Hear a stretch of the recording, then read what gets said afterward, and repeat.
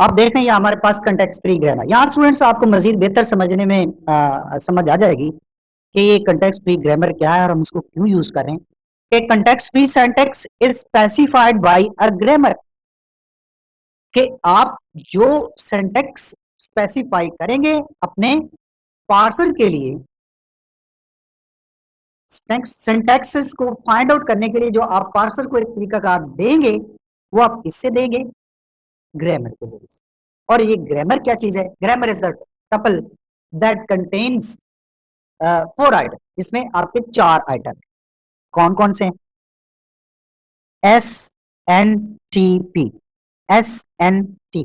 Students ये हम पीछे भी डिस्कस करके आए हैं कि S is the starting symbol, ये आपका स्टार्टिंग सिंबल्स है जहां से आपकी ग्रामर सेंटेंस ड्राइव होना है ग्रामर के अंदर, जहां से आपने सेंटेंस को लेना है, ड्राइव करना है, ये आपका वो starting point. N is the set of non terminal symbols, non terminals की भी मैं आपको डेफिनेशन दे चुका हूँ। एन को हम इससे रिप्रेजेंट करेंगे। T is the set of the terminal symbols, ये आपके टर्मिनल सिंबल्स हैं। P is the set of the production. तो ये यहाँ सामने शो नहीं हो रही है।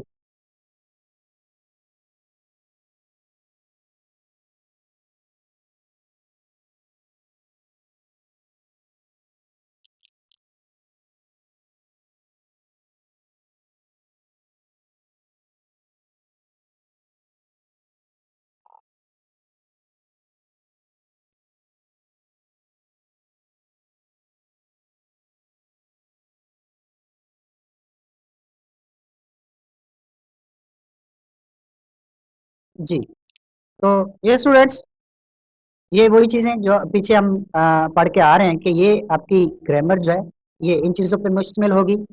सबसे पहले आपके पास एस है, ये आपका स्टार्टिंग सिंबल्स है जहाँ से आप सेंटेंस को ड्राइव करना सीखेंगे, शुरू करेंगे अपनी ग्रामर में। उसके बाद देन आपका एन जो है टर्मिनल नॉन टर्मिनल के लिए इस्तेमाल किया जाएगा। टी जो है वो आपका टर्मिनल सिंबल्स के लिए इस्तेमाल किया जाएगा, और पी को हम प्रोडक्शन के सेट ऑफ प्रोडक्शन के तौर पे इस्तेमाल करेंगे।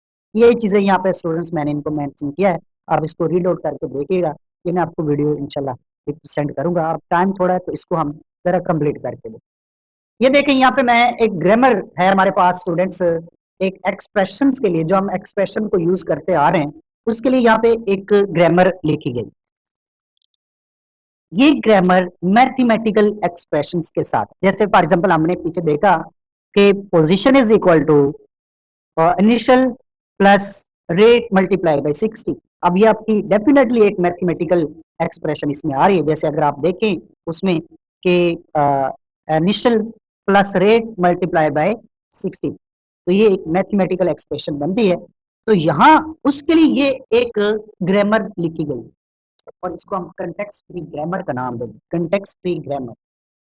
यानी अगर पार्सर के पास ये आता है कि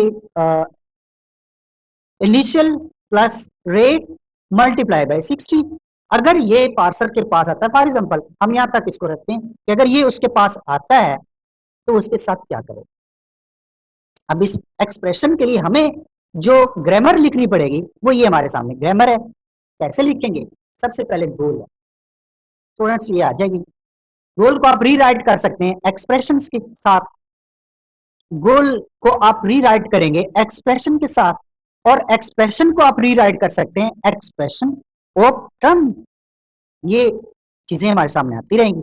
यानी हमारे पास गोल, तो ये गोल क्यों है ये आ जाएगी सामने हमारे सामने, यहाँ डिटेल में नहीं जाना चाहते। गोल को हम रीराइट करेंगे एक्सप्रेशन से, और एक्सप्रेशन को रीराइट कर देंगे हम एक्सप्रेशन ऑफ टर्म के साथ। और इस टर्म एक्सप्रेशन को अगर हम शॉर्ट लिखना चाहें तो हम टर्म के साथ उसको शॉर्ट लिखते हैं। इस तरह अगर कहीं नंबर आ जाते हैं तो फिर टर्म में हम नंबर को यूज करेंगे, उसके लिए इसको रिप्लेस करेंगे। और जैसे नंबर को भी आप आईडी के साथ, जैसे आपके ऑपरेंड है, हम उसके लिए भी इसको शॉर्ट के तौर पे लिख लेंगे। और इस तरह अगर आपके पास कहीं ऑपरेटर्स आ जाते हैं तो आप ओप, उसके लिए आप ओप लिखेंगे और आगे फर्दर आप उसको ऑपरेटर मेंशन करें। और ये ऑपरेटर आपके प्लस भी है, जैसे हमारी एक्सप्रेशन में मल्टीप्लिकेशन भी है और एडिशन भी है। तो स्टूडेंट्स ये एक मैथमेटिकल एक्सप्रेशन के लिए ग्रामर है। इस ग्रामर के हिसाब से चेक किया जा सकता है कि आपके पार्सर के पास कोई मैथमेटिकल एक्सप्रेशन आती है तो उसको वो चेक कर सकते। अच्छा, यहाँ पे स्टूडेंट्स ये इसी एक ग्रामर से आप सभी मैथमेटिकल एक्सप्रेशन को चेक नहीं कर सकते। आप सिर्फ एक स्पेसिफिक के लिए, जैसे मैंने कहा कि initial plus rate into multiply by 60, ये उसके लिए हमारे पास ये ग्रामर है। इस तरह की कोई हम एक्सप्रेशन देते हैं तो उसको ये ग्रामर चेक करें। आइए इसको जरा डिटेल से देखते हैं स्टूडेंट्स कि ये किस तरीके से जो है वो इस ग्रामर का क्या हिसाब बनता है। सॉरी, ये देखें स्टूडेंट्स, अभी हम बात कर रहे थे कंटेक्स्ट फ्री ग्रामर पे कि उसमें ये 4 उसकी चीजें शामिल हैं। तो अब जब ये कंटेक्स्ट फ्री ग्रामर को इंप्लीमेंट किया जाएगा, उसको देखेगा पार्सर, इस हिसाब से उसको देखेगा तो एस में गोल को रखेगा और टर्मिनल्स में वो किसको रखेगा, नंबर्स, आईडी, प्लस और स्टेरिक को रखेगा। नॉन टर्मिनल्स में वो गोल, एक्सप्रेशन, टर्म और ऑप को रखेगा। और फिर जो है ये हमारा प्रोडक्शंस है जो हमने अपनी ग्रामर के ऊपर अप्लाई करनी, सॉरी अपनी स्ट्रिंग के ऊपर हमने अप्लाई करनी, ये वो प्रोडक्शन रूल्स। तो इस तरीके से जो हमने उसको एक्सप्रेशन दी है, एक्सप्रेशन की ग्रामर दी है, तो उस एक्सप्रेशन को ये इन इन हिस्सों में रख लेगा, इन चीजों से वो इनको आइडेंटिफाई करेगा। यानी आपके फॉर एग्जांपल हमारे पास है initial plus rate multiply by 60, तो इसमें जो उसका गोल है उसको रखेगा, इसमें जो उसके टोकन्स हैं, सॉरी टर्मिनल्स हैं, उनको आइडेंटिफाई करेगा, जैसे नंबर है, आईडी हमारे डेफिनेटली वो हमारे पास जैसे इनिशियल है, रेट है, इस तरह प्लस और मल्टीप्लिकेशन है, इनको वो टर्मिनल में रखेगा। नॉन टर्मिनल में जैसे गोल या एक्सप्रेशन, इस तरह के लफ्ज जो उसने हमने यूज किए उनको रखेगा। और फिर देन इनके ऊपर जो हम terminal sorry production rules apply करेंगे उनको वो इस पी की तरफ लेके आएगा।